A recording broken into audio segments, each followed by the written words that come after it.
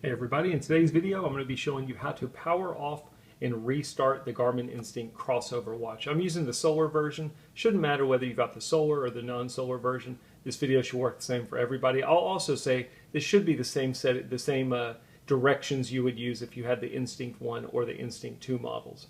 So let's talk about powering off the watch and restarting. Let's start by pressing and holding the top left button on the watch. That's our control button. Now if I press it for a couple of seconds, it'll take us to what's called our control menu. Yours might look a little bit different than mine. For example, I've got brightness in my control menu, I've got lock keys, phone connection, find my phone. The one thing that will be common between mine and yours is you should see an option that says power off. And the reason I say that is you can edit your control menu any way you want to. The one thing you cannot take out of it is the power off option. So one of the ways you can turn off your watch is to go into your control menu, go to power off, press the GPS button, and that will turn off the watch. That's the way that I would recommend doing it if your watch is up and running perfectly fine. Sometimes though, if you're using the watch, maybe it's going to lock up on a screen or you're doing something and the watch becomes unresponsive and you need to do a hard restart where none of your buttons are working. You can't press and hold the control button to get to your control menu. How would you restart it?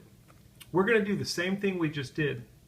If you press and hold the control button long enough, it will power off your watch, and I'm going to show you that. Now we got to be kind of careful with this because you're going to hold it for a couple seconds.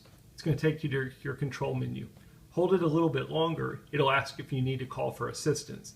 Hold it longer than that and the watch will power off. And that's what we're going to do right now. So let's press and hold the control button. You'll notice there's my control menu. We're going to keep holding it. Now it says, hey, do I need to call for assistance? I could release it right now and call for assistance. But if you hold it long enough, it will power off your watch. This is what the Garmin Instinct Crossover looks like when it's been powered off. One of the questions I get, it's a good question, is will the analog hands continue to work while the watch is turned off? And unfortunately, the answer to that is no, they will not. This is what it's going to look like. The most disappointing thing about this watch to me is when you turn off the watch, you can actually have the light background on the watch face. All of the delivered watch faces by Garmin when the watch is up and running are always going to be the dark background with the light lettering. I wish they would have given the option for the light background with the dark lettering. Anyway, our Garmin Instinct is powered off. At this point, whenever we're ready to turn it back on, we're going to simply press and hold the control button. I'm going to go ahead and turn it on just so you can see what it looks like when it gets powered up.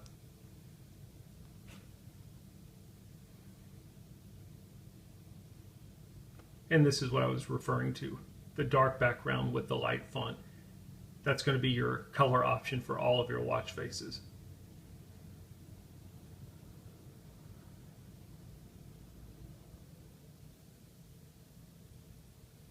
And there we go. We've successfully powered off our watch and powered it back on.